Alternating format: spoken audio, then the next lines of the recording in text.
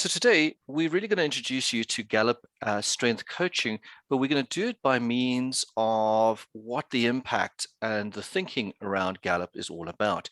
And so we've titled this session really about helping others become the best they can be. Our view and the research from Gallup is really unequivocal.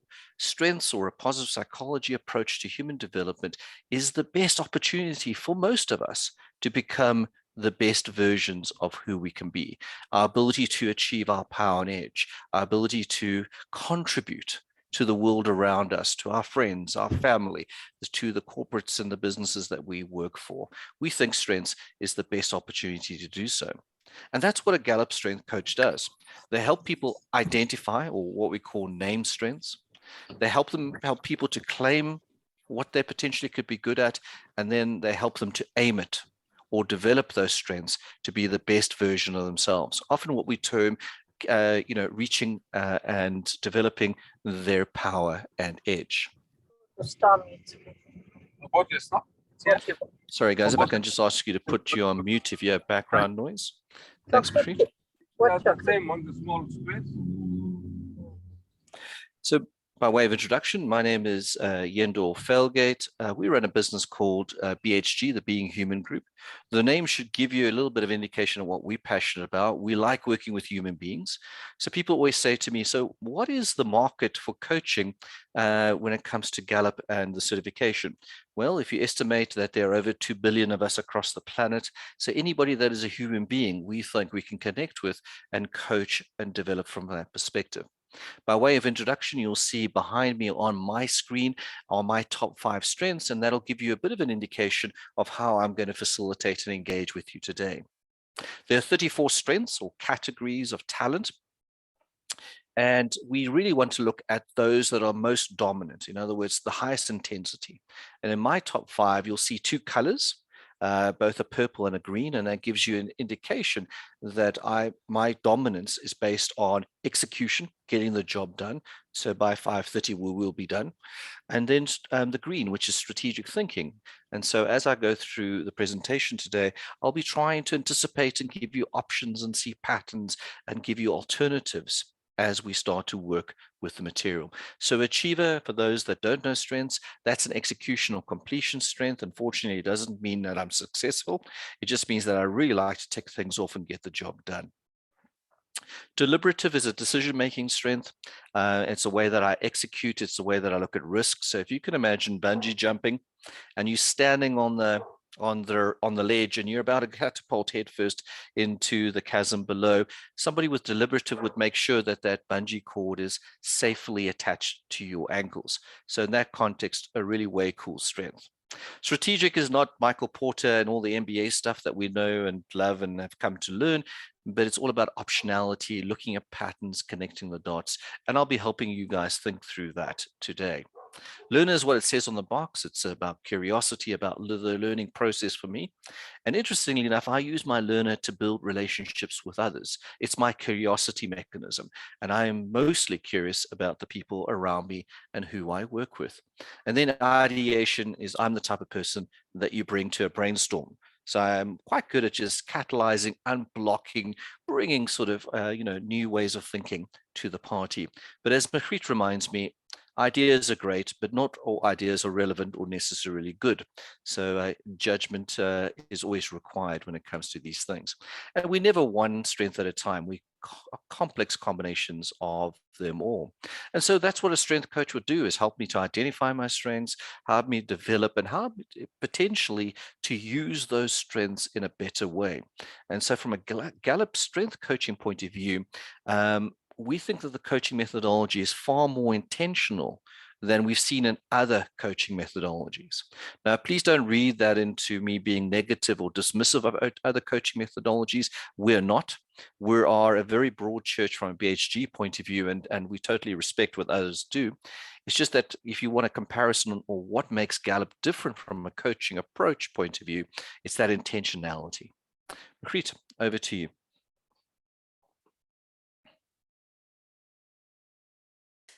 Thanks, Yendor. Welcome, everybody. I'm so excited to put the faces to the names and the email addresses. If you don't know by now, my name is Margriet Meton and I work with Yendor at BHG. So my top 5 strengths are number 1, individualization. So I just absolutely I absolutely love connecting with people. I love to see people's what motivates people, what gets them excited, and why they do what they do. Then I also have learner, same as Yendor, but I use my learner for technology. I also have belief. Now, belief is all about values, and there's things that I really feel strongly about. Then I also have connectedness, and you've probably experienced my connectedness in the emails that we send, and that I just keep checking in. I want to make sure that you've got all the information that you need in order for us to serve you best. And then I've got maximizer, and people with maximizer love to take things from average to excellence. Thanks, Yendor. Great, that's a great introduction. Guys, we're going to give you an opportunity to connect with us. So Margriet's going to run a little bit of a poll. So it's a bit like democracy. So vote for your favorite or your best answer as to why you are here today. What is your interest in what we do this afternoon? And Margriet will give you some options just so that we know how to focus and tailor our approach for you. Margriet, if you could do the poll, please. So the question really is, what brought you to the GGSC?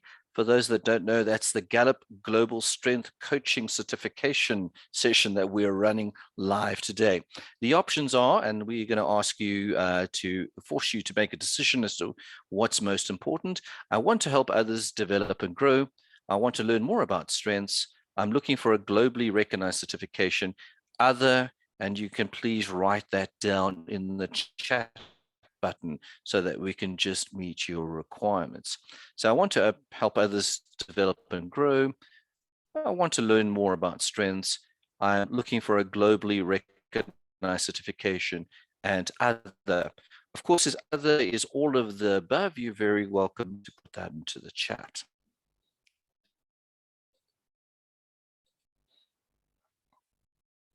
So Margriet, I've taken and the jump, and I've also voted myself. Excellent, Yendor. Right. I see Yvette. Do you want to go ahead and read, Yendor? Yeah. So Yvette's saying, to formalize what I do naturally and intuitively, I think that's a great point, Yvette. The idea about, when people say strengths, what we want is a tool to be able to identify, but intuitively, people get attracted to what they're good at, right? And a coach is just there to help leverage and emphasize that, but in a more formal and in a process-driven way. In other words, there's a method to our madness, which I think is quite good. So it's taking intuition into a process way where we can be effective as coaches. So deeply understand that. And I think what we're going to talk about today makes a whole lot of sense. Bertie says, I need to understand your point of departure. I'm an ICF coach, but just maybe there's more to what you have to offer. Bertie, that's great. We're also ICF coaches, so that's good.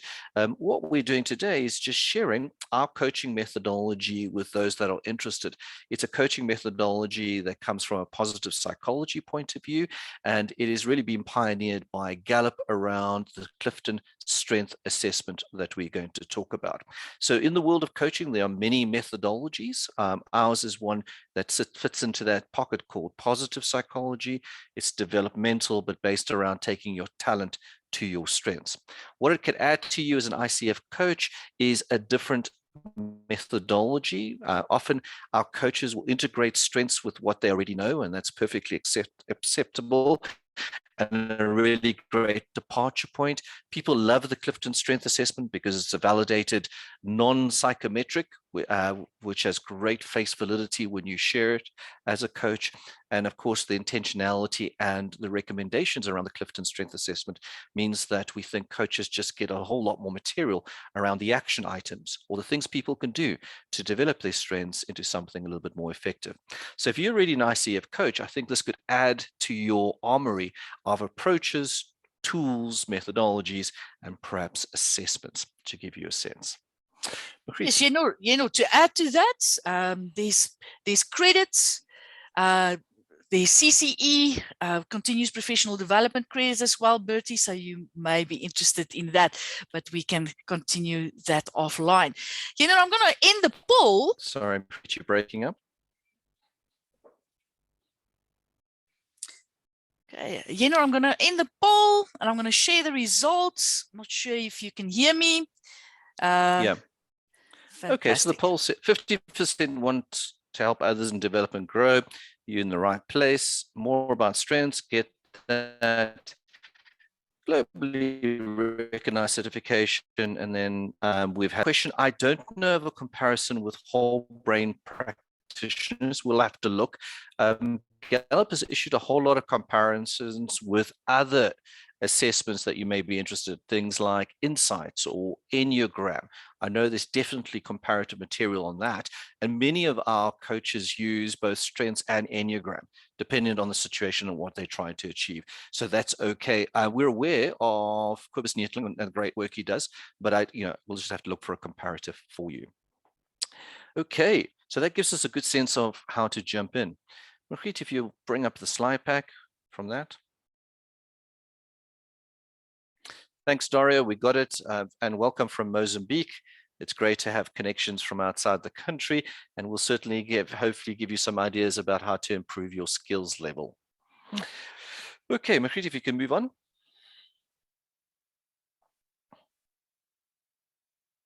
So what about us? So what actually do we do? So as I mentioned, we're the Being Human group. We are both recognized by the ICF as professional coaches, plus also we're the strategic licensee for Gallup for Africa. In actual fact, we were the first international partner Gallup ever appointed outside of the US. So in many ways, we've been taking the lead across the Africa piece and being a Gallup partner. And in some ways, we've also been the guinea pig, right? So we've learned with Gallup on how to become a multiple country rollout of this certification. So our aim really in that context is to empower people. For us, coaching is that wonderful methodology about really helping others with their lives. We want to positively disrupt workplaces because we think traditional ways of managing and leading just don't add up anymore. The world has changed. I don't need to tell you this, right? COVID has materially altered the way we think about relationships. And we want to positively disrupt the place in such a way that we can end up with workplaces that are far more kinder to each other in ways that work better. And in order to do that, we want to change the way people lead by using the science of strengths.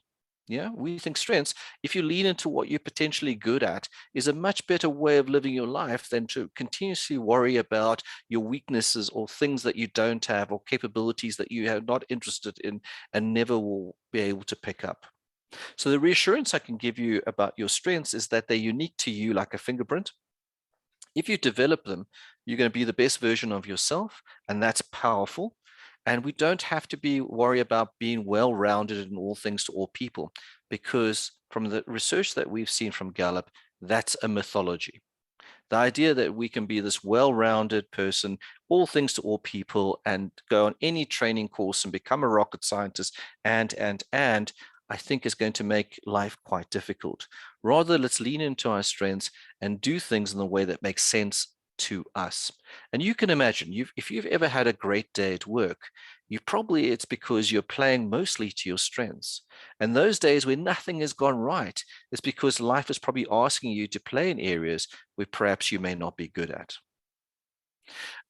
Over the last 4 or 5 years, we've trained over 250 Gallup strength coaches across the Africa piece. So that's around 4 per country, if you take 54 countries in Africa.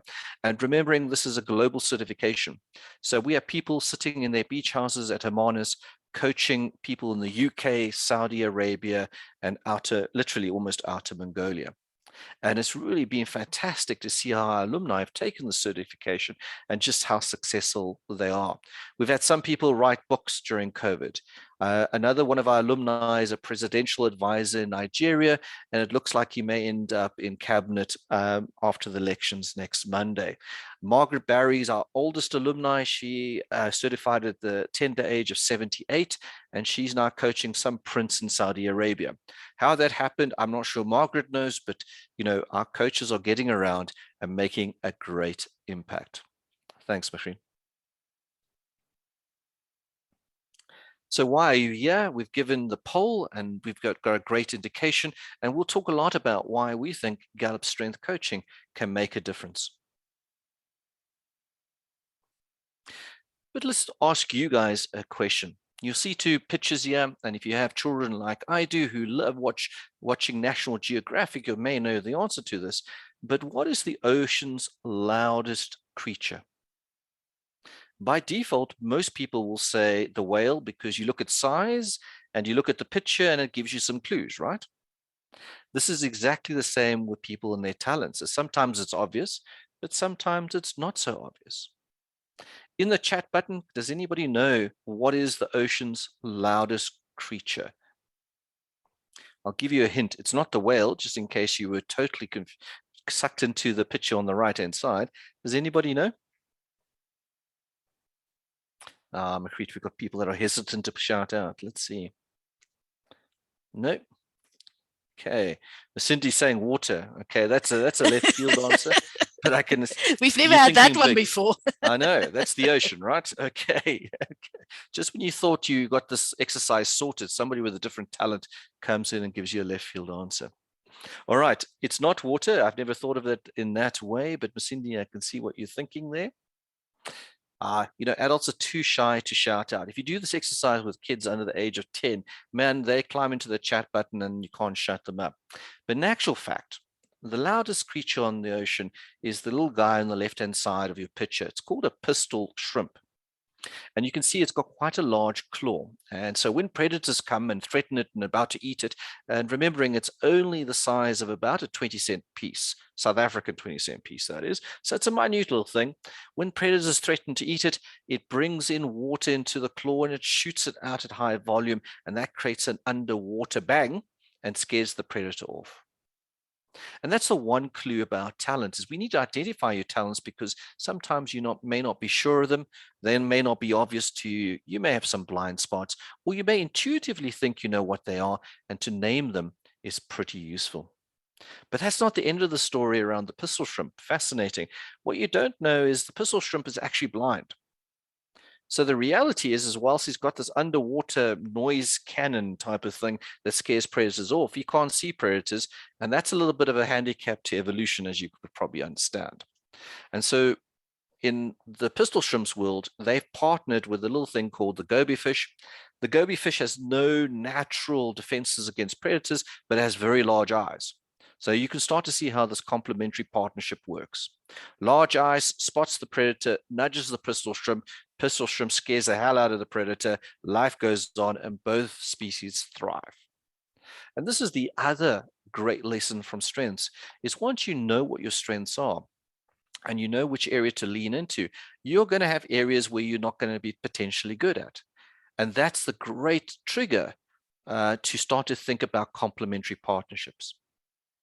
And so the strength rubric is based on the following. We all have talent and strengths to contribute, but we contribute and develop even better when we work with others in a way that makes sense.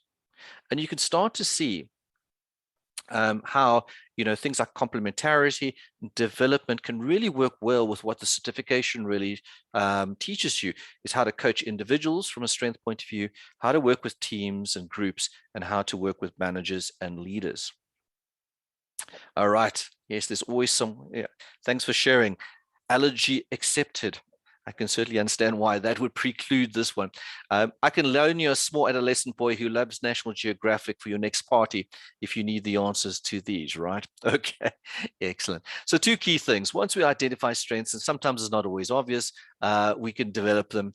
The other one is that we're not going to be great at everything, so complementary partnerships is good. And that's the foundation of what we think individual development, team development and how to lead, working with managers and leaders becomes so important. Thanks for And so each person is unique with a unique set of strengths. So you all have your own dominance from 1 to 34. The chances of you having the same top 5 strengths, like I've shown you and Margriet's introduced you to, as somebody else is 1 in 34 million. So this is really a uniqueness factor.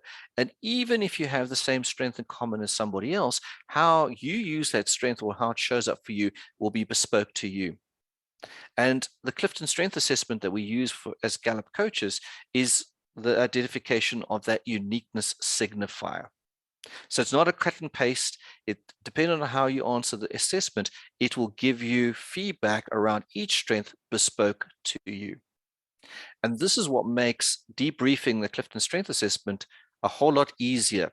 So if you've ever tried to debrief other psychometrics, you instantaneously into an arm wrestling match about somebody who doesn't want to be, as one of our clients said, a pink flamingo. And what they meant by that is they don't want to be an Enneagram 7, 8, or 9, or stereotyped, or put into a box, or squeezed into a box and told that they always behave in the following way. The Clifton Strength Assessment doesn't do that. It says, this is what you're good at. You can choose to show up in these space. If you do that, it's the best chance of being the best version of yourself. So it's a uniqueness factor. And this is why we don't use it for a recruitment tool. Because obviously, if you're unique to you, asking the question about, so what, how does that uniqueness relate to a job description doesn't make much sense. Well, what I can tell you from a Clifton Strength point of view is it's a predictor of behavior. So I have a fair sense of how you're going to show up, either in strategic thinking or executing, and the other domains would be influencing and relationship building. Thanks, Margriet. So we're going to show you a little bit of a video about what the impact of Gallup Strength coaches or coaching can make.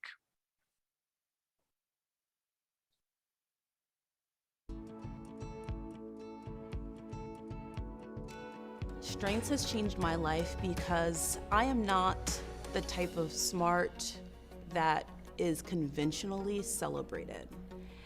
It took a coach to tell me that I'm what's called relationally smart.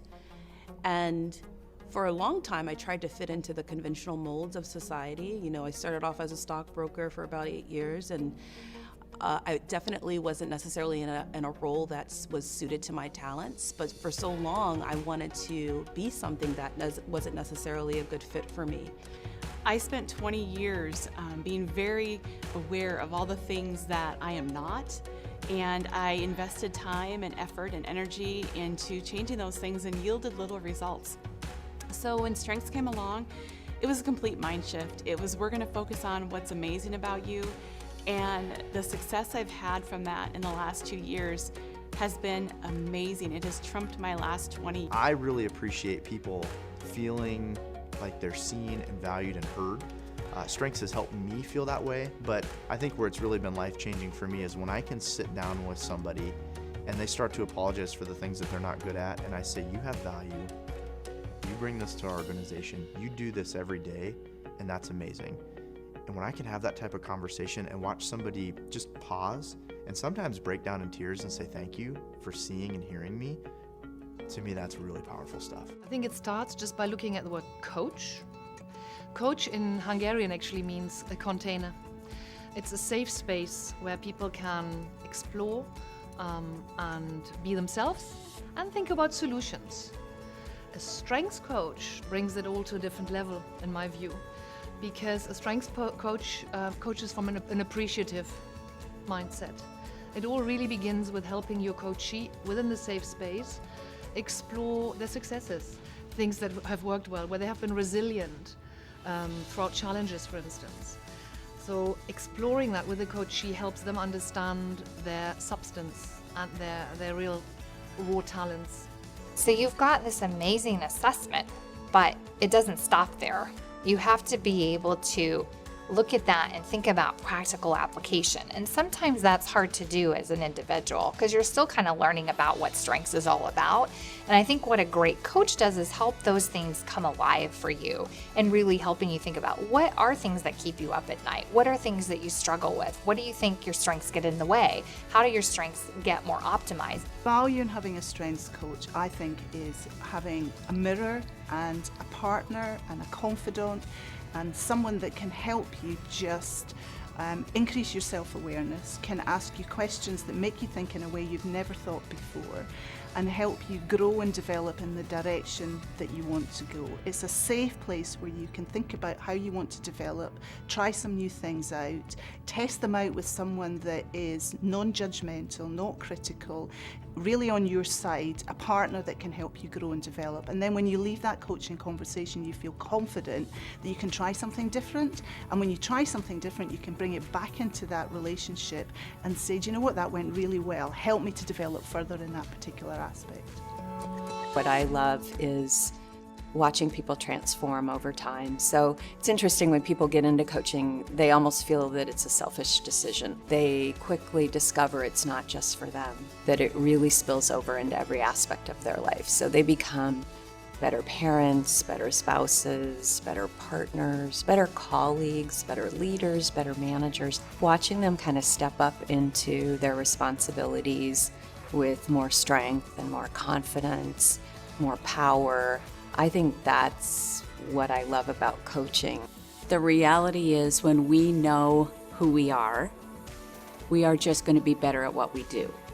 So when we understand the dynamics of how we get things done or how we foster relationships or how we think, there's just something magic when we understand who we are because it translates then into what we do every day. So having those conversations with people, helping them think through really and truly what it is about them that gives them energy and fulfillment, and having them put that into some sort of practice as they think about what they do every day, that's a fun job.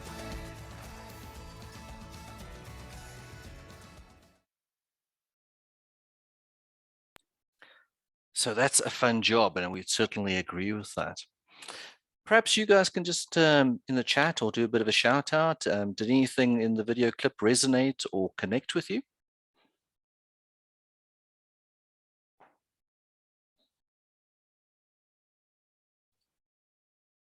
Yeah, Yvette, go for it.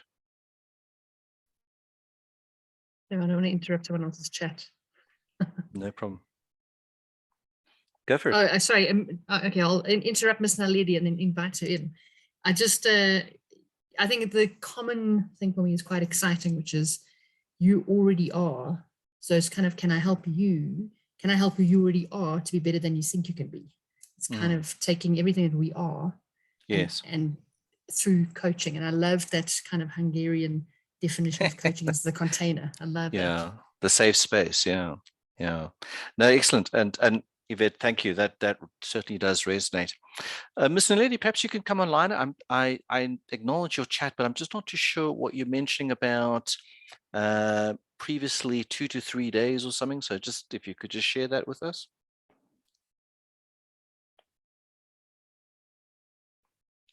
Ms. Naledi?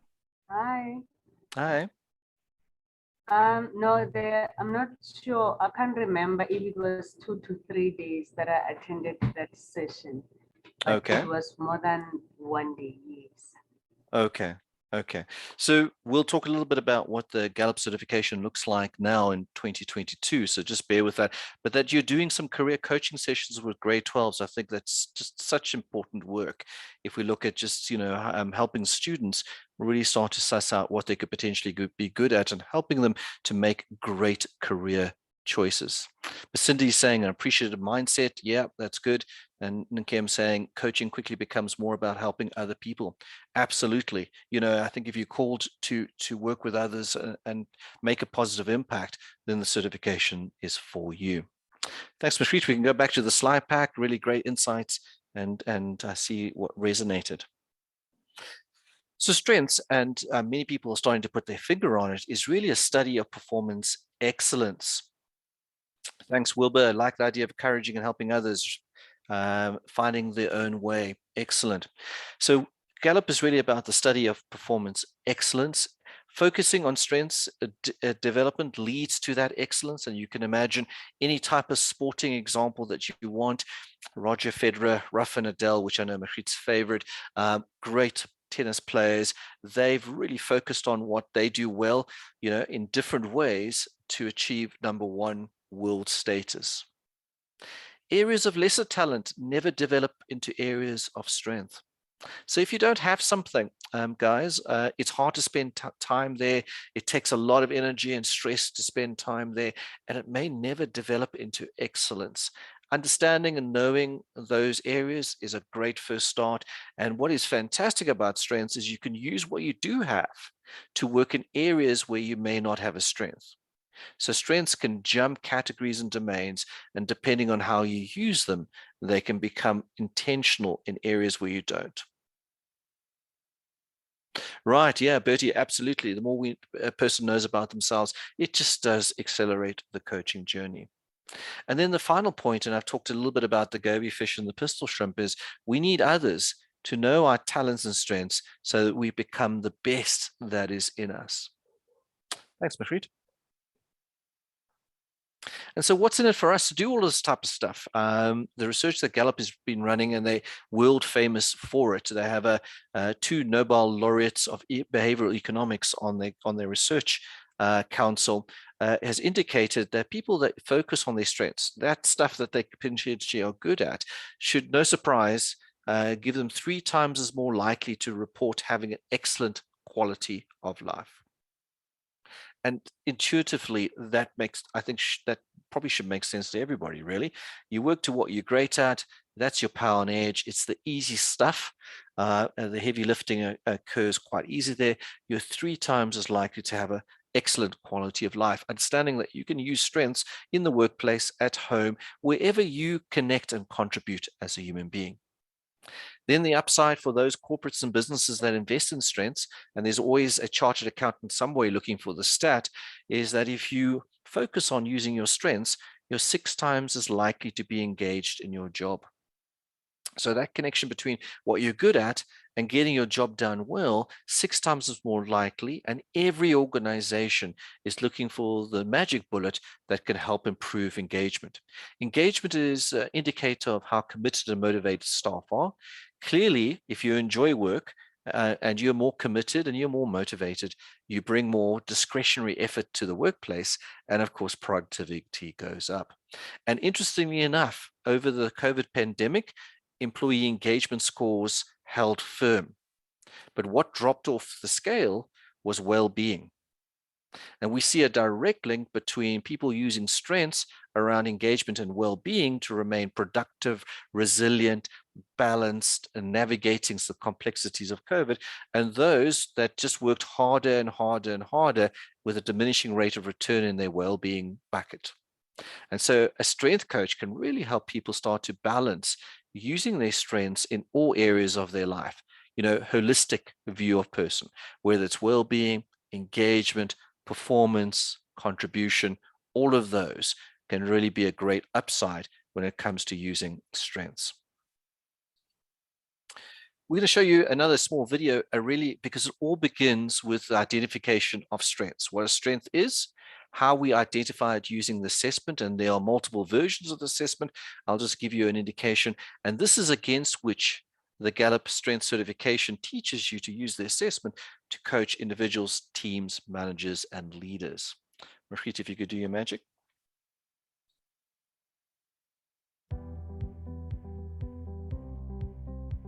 Is zillion a real number? No, zillion's not a real number, but it is a word you might be tempted to use to describe all of the talents found in people. Creating a list of every talent is an impossible task. But if you step back, you'll see that talents have commonalities that allow us to group them into themes. Some talents, like a natural ability to share thoughts, create engaging stories, and find the perfect word, relate directly to communication. That's what they have in common, a shared theme based on communication. So to begin thinking and talking about them, we can call them communication talents. Your distinct Clifton Strengths 34 profile sets you apart from everyone else. Your Clifton Strengths 34 profile is your talent DNA in rank order based on your responses to the Clifton Strengths assessment. The Clifton Strengths at the top of your profile are the most powerful. Similar to your fingerprint, these themes represent how you are uniquely talented. There are nearly 34 million possible combinations of top 5 themes. You heard right, nearly 34 million. Start with your top 5. Develop these Clifton Strengths to make the most of your profile and maximize your potential. Your greatest chance to succeed at work or anywhere else lies in strengthening what you naturally do best and doing more of it. Try this. First, name it. Carefully read the descriptions of each of your top 5 Clifton Strengths themes and identify parts of the theme descriptions that are undeniably you. Try to describe a recent situation when you used each theme. Next, claim it. Reflect on who you are. Think about your experiences, your motivations, how you see yourself. Then, consider how your strongest Clifton Strengths shape you, what you do, how you do it, and why. Share your report with people close to you.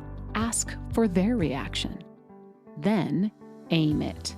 Post your top 5 themes from page 22 of your Clifton Strengths 34 report in a place where you'll see them every day. Start with the suggestions for action in the report.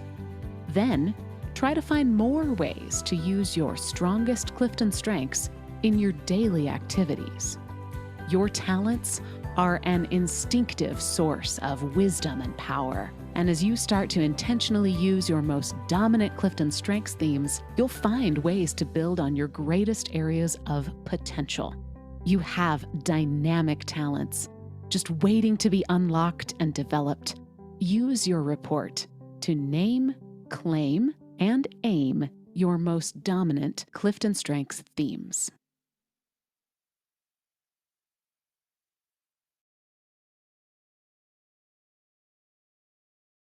You're just on mute, Yendor. We're missing good stuff Relax, just as I saw myself. Right.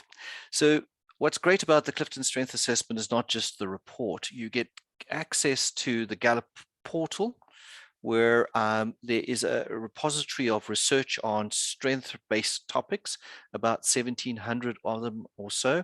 Every time you log into the Gallup portal, it says, "Hello, Yvette," and then says, "For your strengths today, you may want to think about the following."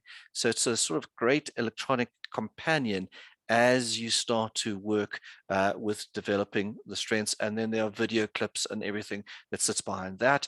There's also a strength app that comes with it, so you can download it and share your strengths with your friends and family and amuse your partner and spouse and so forth.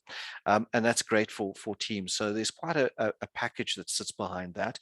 And there are different versions of the assessment. You can look at just your top 5, your full 34. As Cindy mentioned before we started, that there is now a manager report that looks at how your strengths could be useful as a manager, and it gives you your top 10, your dominance.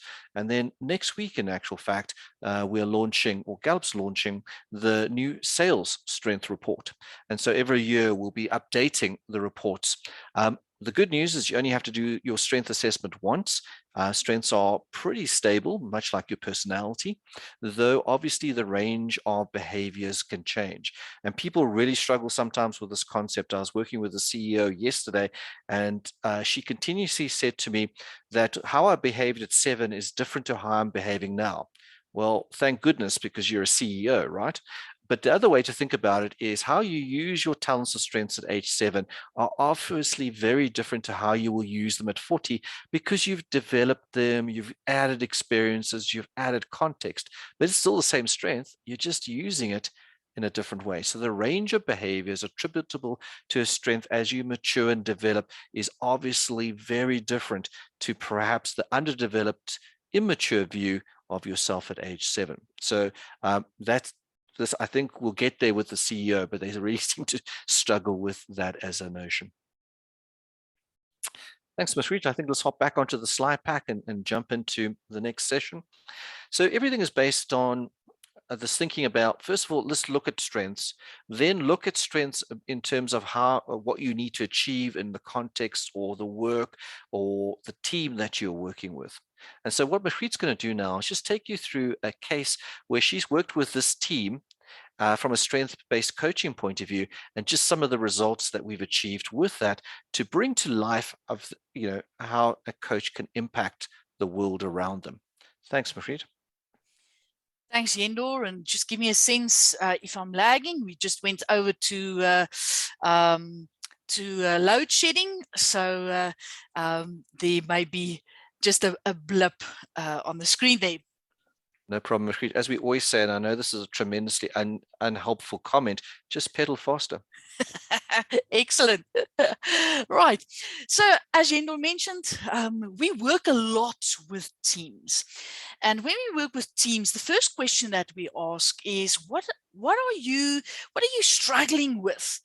We have a conversation with the manager to understand the pain point that's within the team, and how their performance, well-being, or engagement is impacted at the moment.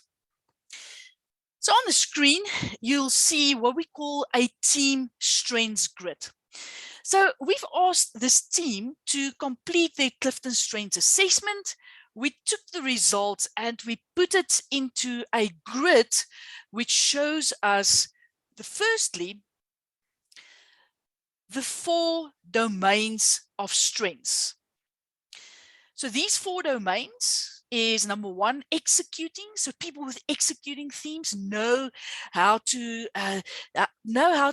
bring the vision into fruition. They know how to get things done. Then you get the influencing domain. They speak up for the team and make sure that the team is heard. Then you get the relationship building domain. They are really the glue of the team. And then there's people with strategic thinking themes or strengths. They help the team to think through information and situations. So the manager was complaining, and this was sort of in the beginning of the year, that his team is burning out. The team gave 200% during the pandemic just to keep the organization afloat. And now they're really being asked to give even more, and they are burning out. And this manager approached BHG and asked us for help. A number of things that you want to look at when you look at the team strengths grid is, number 1, we can see that 8 people in this team of 10 people have in this team of 9 people have responsibility as a top strength. So these people, thanks Yendor, these people or people with responsibility, they take psychological ownership of what they say yes to. The problem here, or the challenge that we raised with the manager is, yes, you've got wonderful people that will work until midnight. Some will work until 4 o'clock in the morning just to get things done. It's a wonderful strength, if you want to make sure that people and the team meet their deadlines. But from a burnout point of view, these people, they take responsibility and they struggle to say no, and they will just keep taking onto their plate. So we assisted the manager and then this team within a team session to understand the power and edge of the strength of responsibility, how it helps them, but also how it hinders them. And that information really helped people to make better decisions. It also helped the manager to rearrange work and help these people to work smarter and not only harder, because people with responsibility, achiever is there as well. They will just work harder to get things done, and it's not always the smart thing to do. What this manager also did then is the analytical, pulled in analytical. Everyone with the strength of analytical, and said, listen, can you think through our goals? Can you think through our performance objectives and see what is the story that the data is telling us? And perhaps there's room to maneuver. Perhaps we need to pivot. And people with analytical then assisted those with responsibility to relook at the work and not just doing work for work's sake. We then also lastly see that people this manager pulled in people with relator. Okay, they started to spend more time together. They started to go for once a month for a bride, to get to know one another and to really learn how to rely on one another to get through a patch where they really have to work hard and make things happen. So we've helped the manager and the team to see how their strengths help them, how it hinders them, and how they can form complementary partnerships. Thanks, Yendor.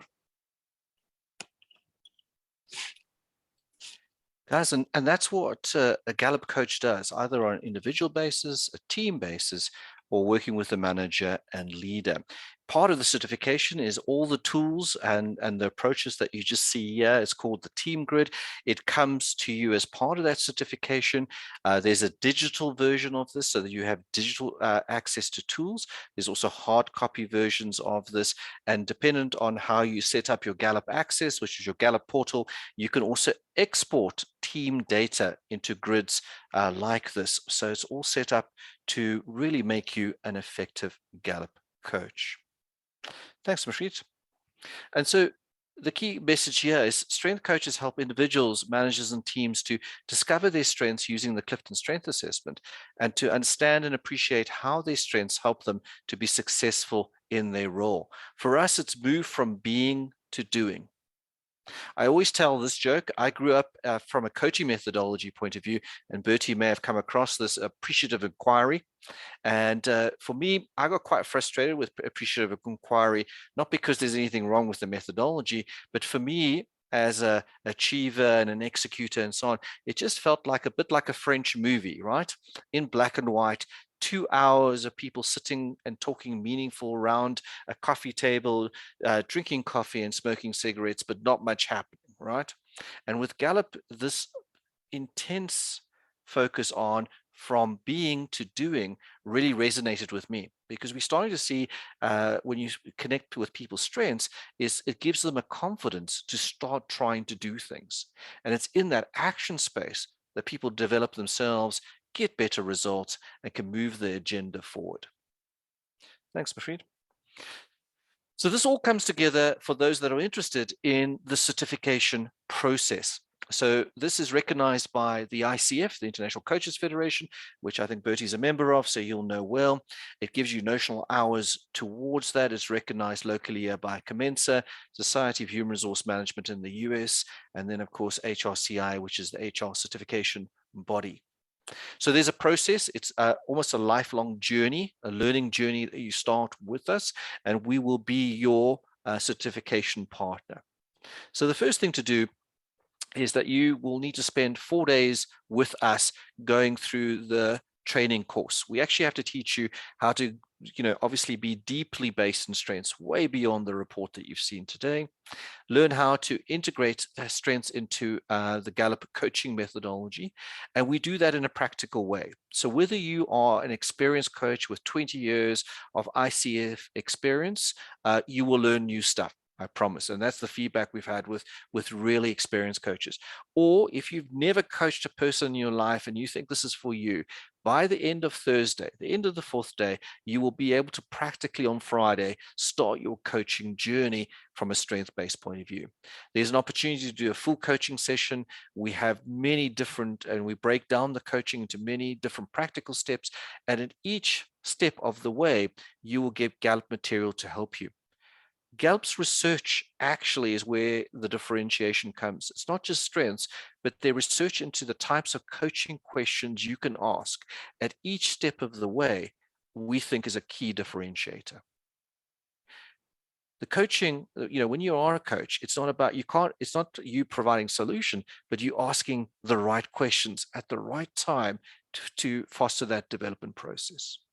So that's the 4 days. It comes with a full hard copy pack, 4 digital kits and materials. And if you want to have a look at that, you can certainly drop us a note afterwards. And Margriet runs a really great overview of the digital kits. After the 4 days, there are 12 modules of self-directed learning. It is an accelerated learning program. There's those 12 modules to support both the virtual training and the modules. Underpinning that are the ICF competencies for coaching. There is an exam and you have to pass it at 85%. That's an ICF requirement. You have to coach 6 people successfully, and then you become a Gallup certified coach, and a whole lot of then important things kick in. So the end of the certification is not the end of the learning journey with us. And so BHG supports our alumni into perpetuity going forward, and so does Gallup, and we'll give you some insights as to what that means. You also then have to recertify or upgrade every 2 years. That's part of your continuous professional development, your CPD points that the ICF would ask. And it's just really good to keep up to date because Gallup issues new material and information every single year. The entire process, including post-course support, is all included in your once-off price for the program. So it's a once-off price, lifelong value learning journey. Every year, Gallup has a free conference for Gallup coaches, which you are then brought up to date. And then, of course, we offer 4 masterclasses a year as BHG for free as part of that support. Right, I see the chat happening. Margriet, I'm presuming that you guys are going to take that offline. So what's included? 4 digital kits. So literally the digital kits are interactive. So you can use that as your coaching journal. There's downloadable materials. There is information to do everything to do with strength-based coaching. 12 learning in action modules. That's what we call the self-directed learning.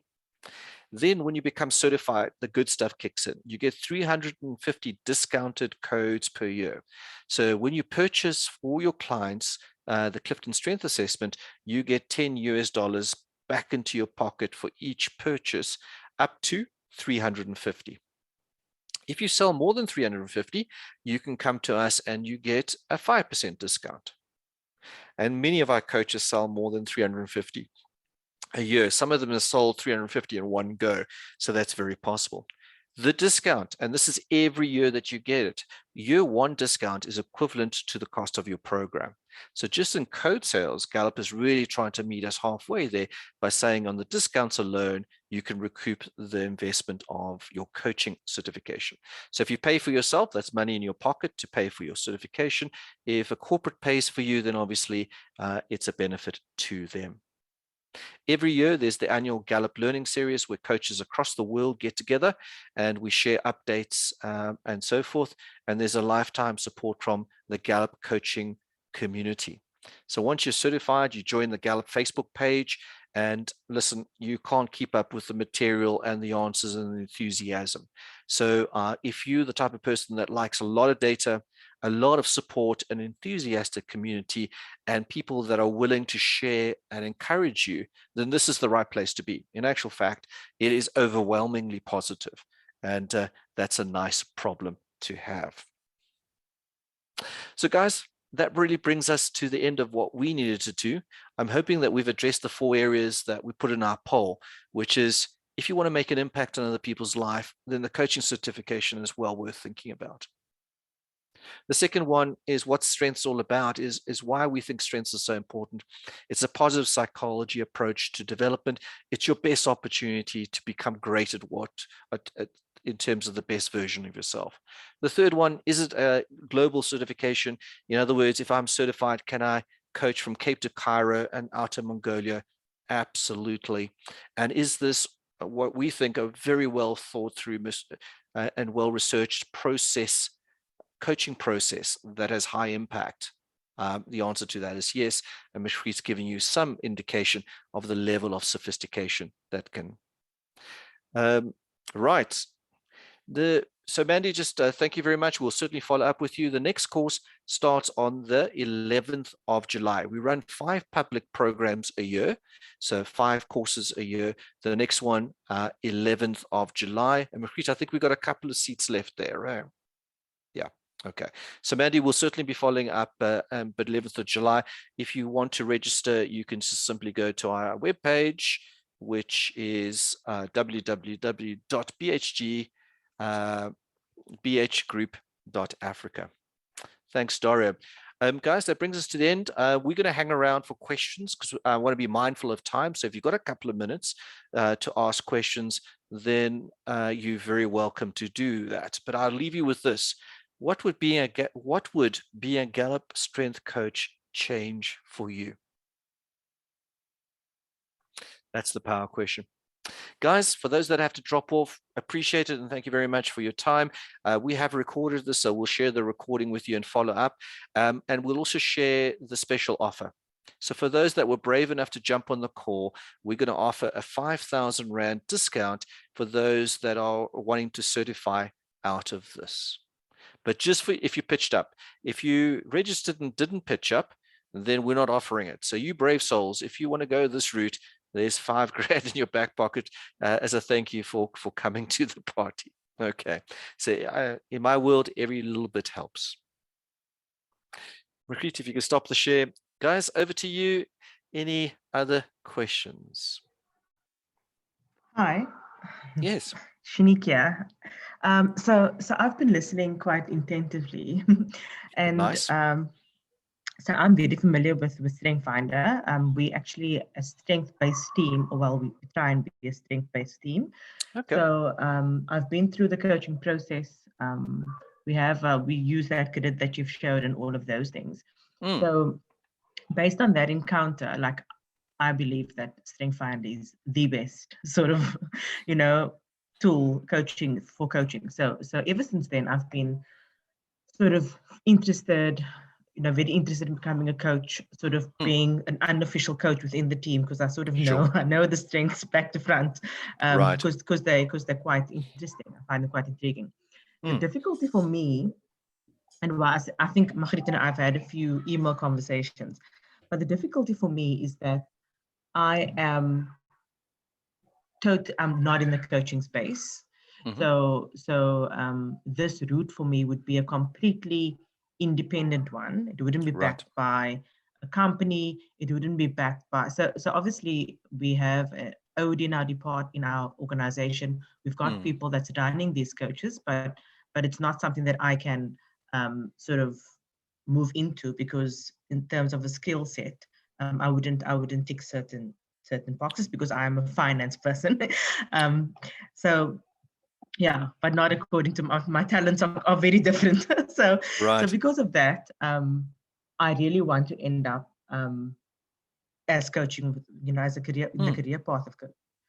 My difficulty is obviously because it's for me, having to go this route would be obviously quite a bit of investment on my side in terms of financial investment that obviously I'm putting out there.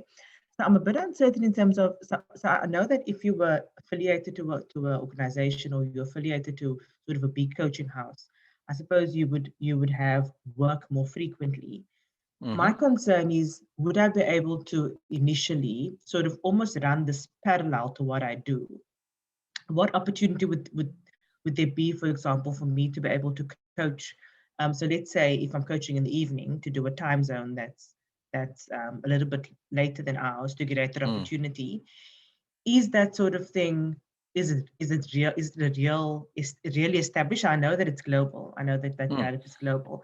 But what is the success rate for somebody like me that needs to start this on a parallel and then eventually grow it into something a lot more tangible? Because realistically, I can't just up and go and say I'm going to be a coach now. I've got a family. No, sure. And I've got an income, and I've got all of those things that's stable. So it's the safety, obviously. Yeah. And then wanting to move into something, but I need some level of safety net. Sure. To do that. So to me, that's been the sort of the hurdle that I need to just. Yeah. So I was actually chatting to one of our alumni yesterday, because we do periodic follow-ups with them, and that's exactly what she's doing. She's got a good corporate job, and she started coaching as a side hustle. And so essentially she's building up her coaching practice, and when her coaching practice sort of meets her needs, then she's going to slip out and move into running an independent coaching practice. And that's quite popular, and it happens quite often with people that are really passionate about making a career change and so on, but to do that in a responsible way that doesn't put you at risk.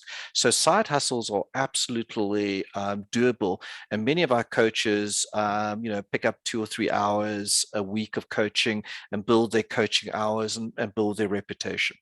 The opportunity to participate in the Gallup world is large. There's the International Gallup Coaches Portal, which is the shop window where you put your profile and people can see who's Gallup certified or not. We have a coaching panel and so forth. But really what we'd advocate is this is a traditional start your coaching practice in your kitchen with friends and family that are open to it, start segueing to then paid coaching hours, build up your coaching practice, and it may take 2 or 3 years, and that's okay. And then you'll be in a position where you can decide whether this is something you want to pursue full time. And I can reassure you that we've had a couple of finance people change careers and become coaches quite successfully. So, finance people do have personalities, as I always point out. And I say that with a smile, of course. And we have seen some quite dramatic changes. But the reality is you've got to put the sweat equity in, and you're going to be willing to work at it. Because sometimes side hustles become like hobbies. You put them on the table and you never dust them off. So the answer to that is yes. And remember, there are 4 areas of income here. You get paid, you get something for the assessments, you can do coaching, you can do a lot of facilitation around workshops around strengths, and you can start to think about advising organizations how to become a strength-based organization. So a lot of opportunities, and you're only limited by your time difference. So if you look at the UAE, which is I think a time difference of 1 or 2 hours or 2 hours, East Africa, which is an hour, you can fit something in after hours. You're not going to do hundreds of hours every evening. So you got to pace yourself and build to that. But the possibility exists. Is there any way around the initial outlay? Unfortunately not. So hopefully that answers some of your questions, Shanique. Yes, it does. Thank you very much. Well, to give you an insight, I'm a finance person that has who in the top 5.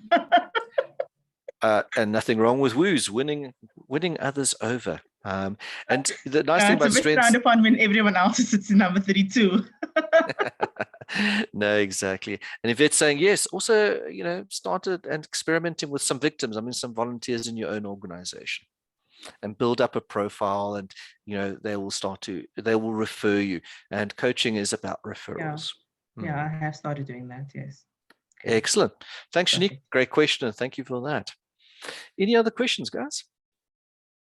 Samira, and then Yvette. Yvette, you gotta shake it. Samira, your hand was up. Yes. Hello. Good evening, everyone. Hello. Thank you very much. Great information session. I've been eyeing the Gallup program for a while now. I think my own inspirations are that I have 2 daughters, and when I went through the profile of what the sort of being like a coach can help people do, I felt very passionate that as a mom it could help me just do better I mean, the world is thankfully, I mean, there's a lot of awareness now about women empowerment, but I just, felt that as a mom, perhaps they are, I say this in a good way, they are my own little experiment and I want to get it right. I'm just curious about, what the time commitment would require in terms of, for example, from certification, from attending the initial 4 days to, being fully certified. Just, I think you touched on it a little bit in your submission earlier, but I just wanted to get a bit more context. On that. Yeah. Samira, great, and you're talking our language, so appreciate it. So it's 4 days with us, 8 to 5 South African time. That's the block that needs to happen, and then writing the exam and the coaching evaluations, that's in your gift, but you have to complete the certification within 6 months. If you focus and go for it, in other words, you apply your mind, get the exam done, get your coaching sorted and all that sort of stuff, there's no reason why you can't be certified in a space of 6 to 8 weeks. Yeah. And in fact, many of our coaches start on day 5 with their coaching. You just get equipped with everything you need. There's no need to wait for the exam, get going, and you coach your first person on the course itself. So you really just need to find 5 friends or family, 5 other friends or family that are willing to go through the process with you, and pick friends and family, Samira. Don't pick the toughest guys, right? We want you to get certified and crack on, right? So hopefully we can see you on the 11th of July. Love that smile. I can see that's good. That's great. Thank you. Yvette, I know we've been keeping you. What's your question? Not at all. I love listening to everyone else's questions and stuff. Yeah, right. Cool, guys. Thank you. So Margriet will know I have actually signed up and we've started the payment plan for July. Okay, right. And nice. And it was catalyzed. It was a reminder of a Strengths Finders program that I did. I took part, like, as in we received the benefits of the as program. a participant. Yeah. Correct. Yeah. Years ago. And so I have my top 5. I wanted to know from you guys, is there a separate, I get to my 34 as well, or do I go through the whole thing again? No, they just converted. So in actual fact, you've done your 34. They've just given you your top 5 of that. And then, of course, with registration, they're just going to convert that and give you your full 34. No need to redo it again. Unless, of course, you did it in 1852 or something. Close. I'm not that old. Right. But close. Okay. Great. Then you should be fine. Fantastic. So it's just a simple conversion. And I quite like it because you don't have to do it 17 times, right? Yeah. So so it means a lot. But this is great. So thanks for having us. And look forward to seeing you on the 11th. Yeah, right? Excellent. Okay. See you there. Thank you so much. Oh, and then we'll chat about the 5,000 Rand little appearance fee. Thanks, Margriet. That's much appreciated, guys. Cool. That'll help. Good. Any other questions? It's nice to see you, Renelle.